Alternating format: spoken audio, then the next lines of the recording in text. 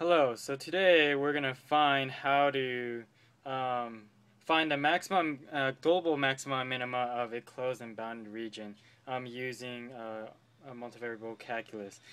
And so we're going to give you an example problem. This example problem I created on my own, but this is a modified version of a problem from the Serge Lang textbook. So let's start off by reading this problem.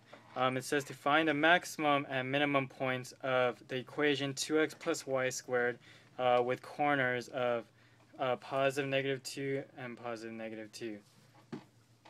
So the first thing to do this kind of problem is the 2x plus y squared is our interior, and the corners, which this will form a square, that's going to be our boundary. So let's draw the boundary first. That's the first step we like to take. And we have 2, positive 2, 2, negative 2, 2, 2, negative 2, and negative 2, negative 2. I could just draw this square here. Try to draw it as neat as possible. Okay, so this will be our boundary, and our interior is 2x plus y squared. So for the first thing that we have to do is we have to find to see whether or not there are any critical points in the interior. And so to do that, we have to first find the gradient of the interior. And so we do that. The gradient of this interior, so this is f of x and y, equals to 2, 2y. And we try to set the gradient equal to 0, 0, because as we've learned before, if the gradient of the equation, whatever you plug in that makes it equal to 0, 0, that will be a critical point of this function. But we can see here that even though if you plug in 0 here, you will get the answer 0, this 2 will always be a 2 no matter what you plug in. And so we can conclude at this point that the critical point doesn't exist in the interior. Okay, so we have that established. And so now that we know that the interior does not have any critical points, we're going to have to move on and stop searching here and try looking at the boundaries to see if there's any critical points there, which there should be. And it's easy because all the boundary points are linear, so you can kind of just use logic and reasoning to deduce where the critical point lies. And so let's redraw this graph again. Since we're using a new piece of paper.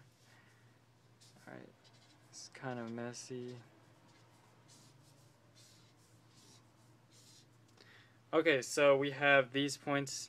Let me label these so there's no miscommunication here. Right, so we got these corners of plus minus 2, plus minus 2. And as you can see, it's a square. And so how do we find the critical points for this? Well, right now we can't really find we already realized that there's no critical points in the interior. So what we can do here is, because this is linear, we can see which points will give us the maximum and minimum value, and that will determine our global maximum and minimum value, because we know that the interior does not have any critical points. So the global max or min has to be on the boundary. So the first thing is we could try different scenarios. So the first case number 1, we'll say that x equals to 2, and in this case y can be from negative 2 to 2. And so in this case, if you are, let's write the equation again so that we don't forget. F of x y equals to 2x plus y squared. And so if we plug in our x equals 2 into that equation, that will give us 4 plus y squared. And we can see from this equation, within this range, y will always be positive. And so we can see here that the maximum value will be when y equals to negative 2 or 2. And the minimum value, well, you can see here that will probably be y equals to 0. Case number 2. This is a little messy here. Let's make x equals to negative 2. Y is the same. It will be from negative 2 to 2. as you can see here, x equals negative 2 goes from negative 2 to 2. Okay, and so again, if we plug it into this equation, this time we'll get negative 4 plus y squared, but it's still same goes. The max will be when y is negative 2 or 2, and min is when y equals to 0. Okay, so we established those cases. Let's move this upwards. Alright, what if another possibility is if y is 2, in which case x will stem from negative 2 to 2 as well. As you can see from here, y is 2, negative 2 to 2. Pretty simple. Alright, so if you plug it into the equation, if you plug in y equals to 2 into this equation, that will come out to 4, right? So it's 2x plus 4. And so looking at this equation, you can see that your minimum value will be when you plug in negative 2 into here. So because I'll give you a negative value here, and I'll give you the lowest answer, is when x equals negative 2. And therefore you can deduce that the maximum will be when x equals to 2, right? That'll give you the most positive answer, and so the overall answer will be greatest. And sorry, this is case 3.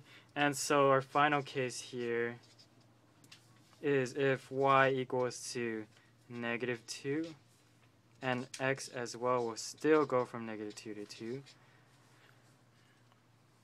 And if we plug it into our original equation, if we plug in negative 2 here, that will still give us positive 4. And so same answer as before, so we can see here that the minimum will be at x equals negative 2, max at x equals 2. So now that we have all our points, you see here that we have a total of 4 points because some of these are overlapping, so we don't have to repeat. So let's draw out a chart of values.